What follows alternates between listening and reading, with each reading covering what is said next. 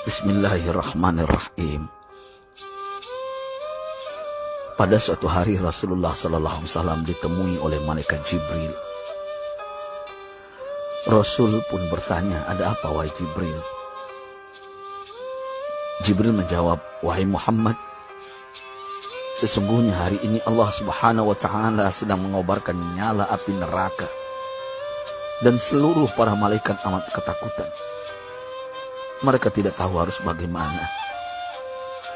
Untung aku ingat," kata Jibril, "bahwa engkau Muhammad adalah sumber cinta dan sayang Allah Subhanahu wa Ta'ala kepada alam semesta.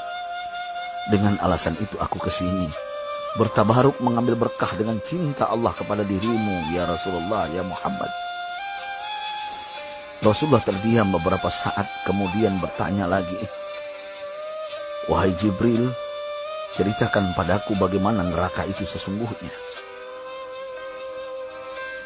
Jibril menjawab, "Wahai Muhammad, neraka itu bagaikan lubang-lubang yang terdiri dari 7 tingkat.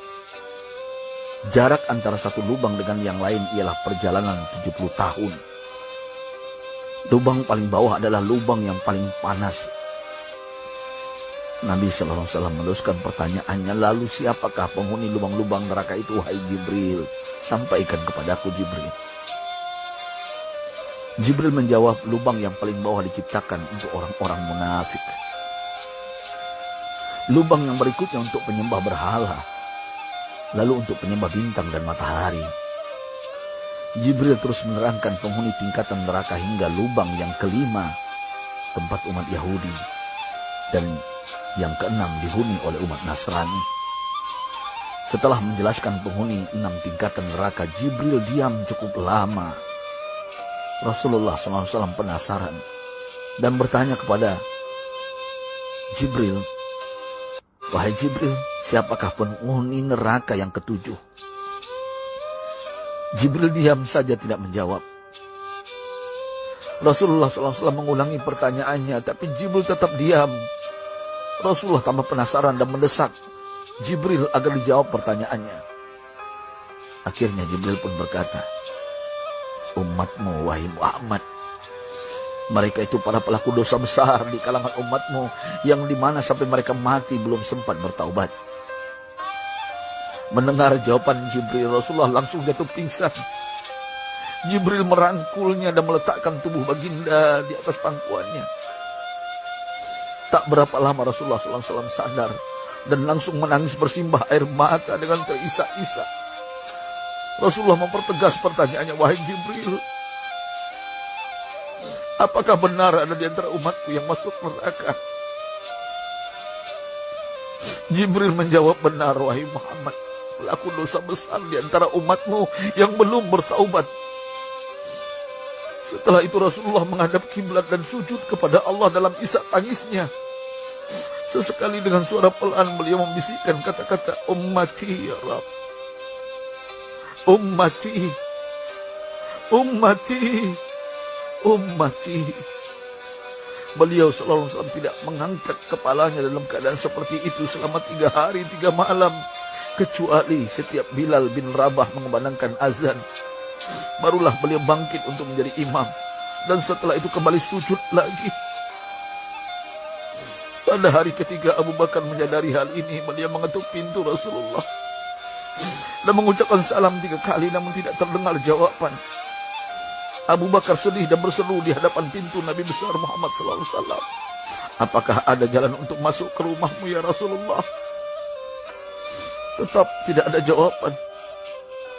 Di jalan Abu Bakar bertemu sahabat Umar. "Mengapa engkau menangis, wahai Abu Bakar?" kata Umar. Abu Bakar menceritakan keadaan Rasulullah SAW. Maka Umar pun melangkah menuju rumah Rasulullah dan terjadilah hal yang sama. Umar pun pulang dan menangis. Di jalan Umar bertemu sahabat Salman Al-Farisi. Dengan terisak Umar bercerita kepada Salman hingga membuat dia amat sedih, namun tidak berani mengulangi hal yang sama.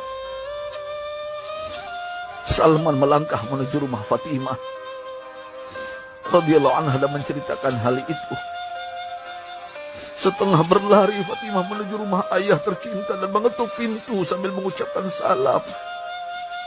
Mendengar suara lembut putri tercinta, sejuklah dada Rasulullah. Beliau bangkit dari sujud dan membuka pintu. Alangkah terkejutnya Fatimah melihat Rasulullah, ayah tercinta, amat kurus dan pucat.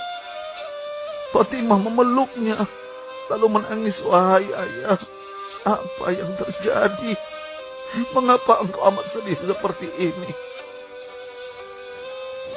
Rasulullah kembali menangis dan berkata dengan suara lirih, wahai Fatimah, belahan jiwaku, bagaimana mungkin aku tidak sedih sedangkan Jibril mengatakan akan ada kelak umatku yang akan masuk neraka. Subhanallah, betapa besar cinta Rasulullah kepada kita umatnya.